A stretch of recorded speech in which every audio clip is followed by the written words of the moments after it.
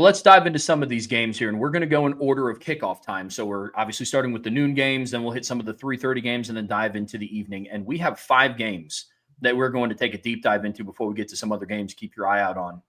And the first one is a massive matchup in the Big Ten between the number 1 Ohio State Buckeyes and the number 17 Illinois Fighting Illini. Kickoff time is at 12 p.m.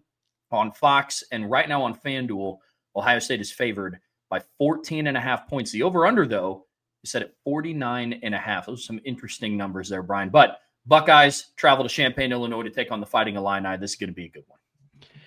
Yeah, it is, Trev. I mean, this is a very fascinating matchup because they used to play almost every year. Like in the 2000s and 2010s, they play almost every year. They haven't played since 2017. This is 8 years since they've played the last time. Ohio State's won 9 straight. The last time Illinois won this game was back in 2007. And the last time, here's a little nugget for you, Trev.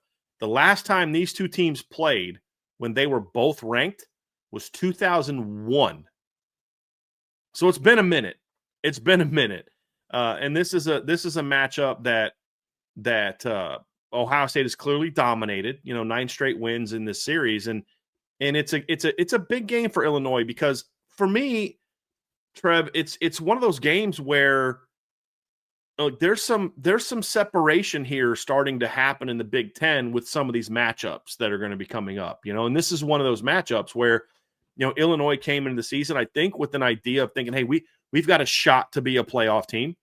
We've got to, maybe not win the Big Ten, but you could finish in the top 4 to 5 of the Big Ten, and you got a shot to make it to the college football playoff. And so you've got this team. They've got the big win over USC, but then they have that blowout loss to Indiana. And so it's kind of like, well, what version of this Illinois team is going to show up? And you say, well, and then you look at Ohio State and you say, okay, well, they scored a lot of points last week, but Minnesota's not very good.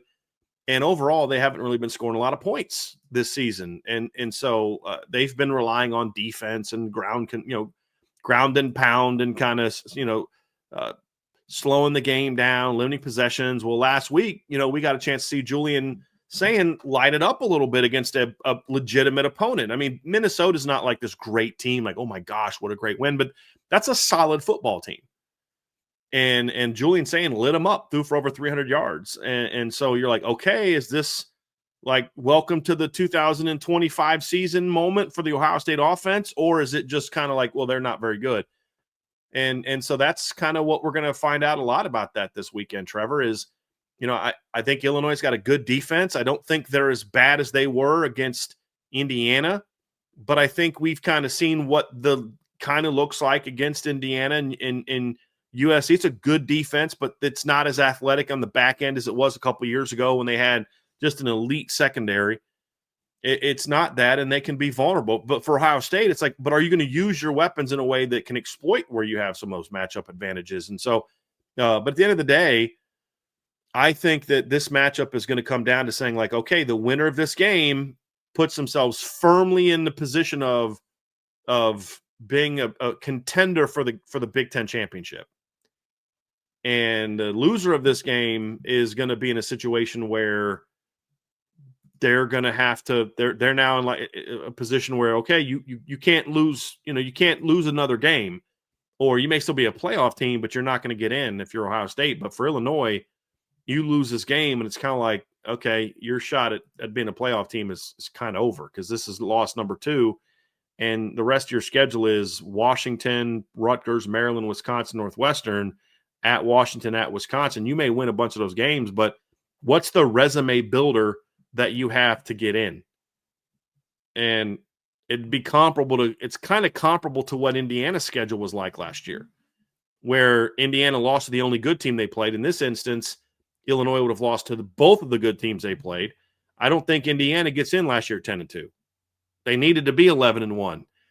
And I don't think Illinois is going to have that juice. So it's a big game for both teams. There's no doubt about it. But I want to know, can Illinois even hang in this game, Trev? That's the question for me. Yeah, I mean, this is going to come down to how well Luke Altmaier performs against this Ohio State defense. This has been the side of the ball that has surprised me the most. I said it in the preseason. I've never once been shocked about Ohio State's offense and their ability to put points on the board and move the ball. What I didn't know was how are they going to replace 8 starters on defense with a new defensive coordinator who hasn't coached in college since 2004 when he was a grad assistant for Syracuse. And they've shown me. I think the interesting matchup in this one is, talking about Luke Altmaier's performance. Every game this season except for 2. So in 4 of the 6 games that Illinois has played, Luke Altmaier's has gone for over 200 passing yards. He didn't know against Indiana, and then he didn't against Western Michigan. That was more just they were winning 38-0, and he didn't have to.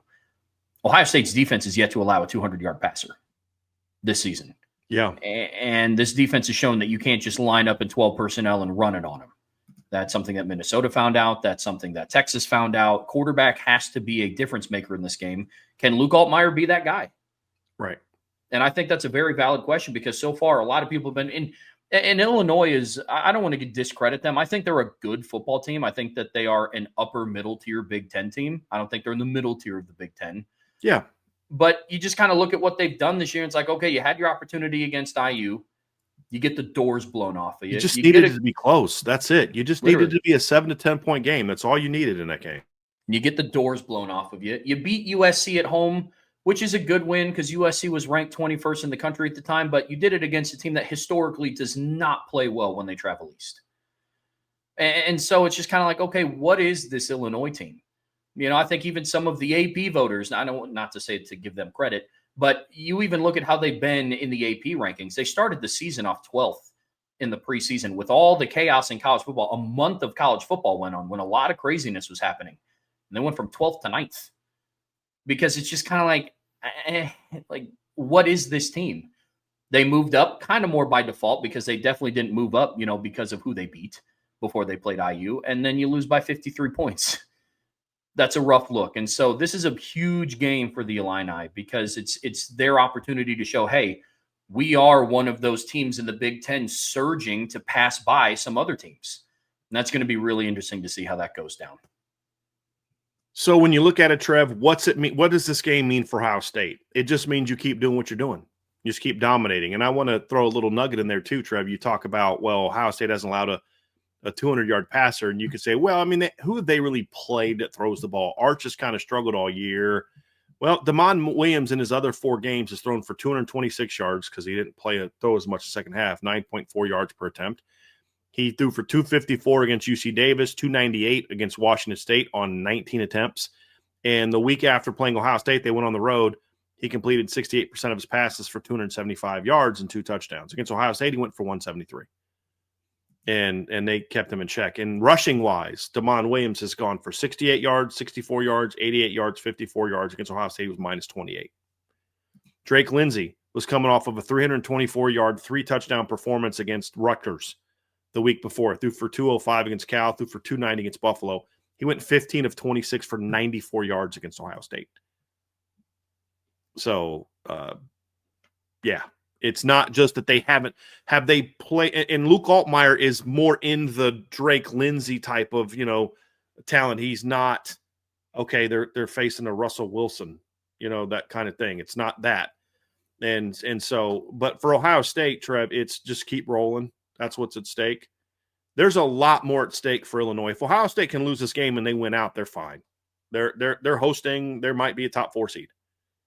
Plenty of big wins left on their resume. They've got Penn State coming up. They've got Michigan coming up. They'll be in the Big Ten title game if they win out, and they'll probably play like an Oregon or an Indiana, one of those 2 teams. So Ohio State has much more of a grace period if they lose, but this allows them to hold firm to the number 1 seed and allows them some momentum because, they've got Wisconsin next week. And look, let's be real about something, Trev. I think you're going to agree with me on this. Ohio State could play a C- D+ game against Wisconsin and win by double digits at Wisconsin. I mean, they could. Then they have a bye week. Then they get Penn State at home. Then they're at Purdue, home against UCLA, home against Rutgers, at Michigan.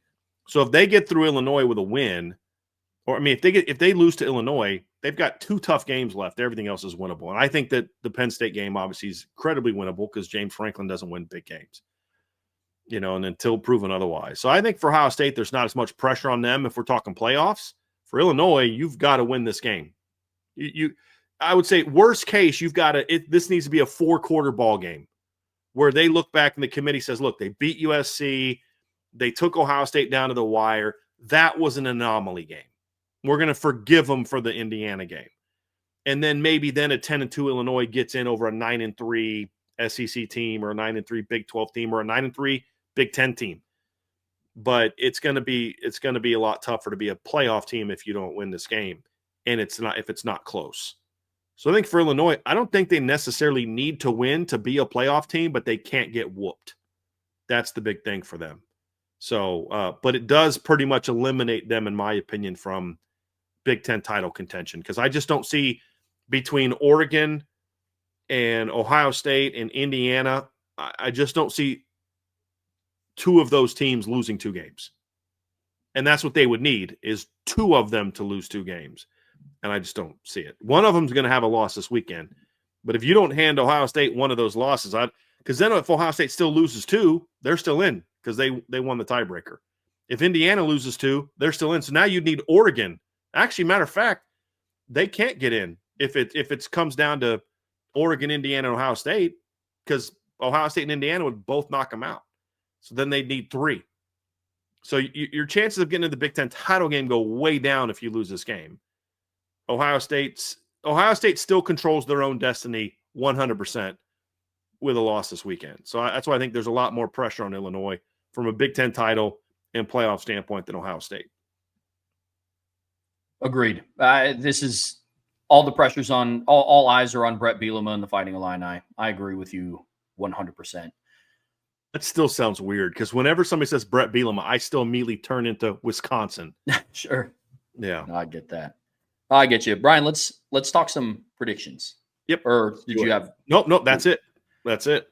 Right on. I'll get us kicked off. I have Ohio State winning this one 31-17. It goes back to some of the reasons that I talked about with Illinois. I just don't know how bought in I am to Illinois, if I'm just being 100% honest. Like I don't know what to expect from them. You know, like I said, they had a good win against USC at home. USC shown they can't travel out east. And we've been talking about it at some point before last weekend. We said at some point this Ohio State offense is going to start clicking. Mm-hmm. And unfortunately for Illinois, I think that light bulb moment kind of went on against Minnesota at home, a middle of the road Big Ten team. Mm-hmm. And so I'm going to take the Buckeyes in this one.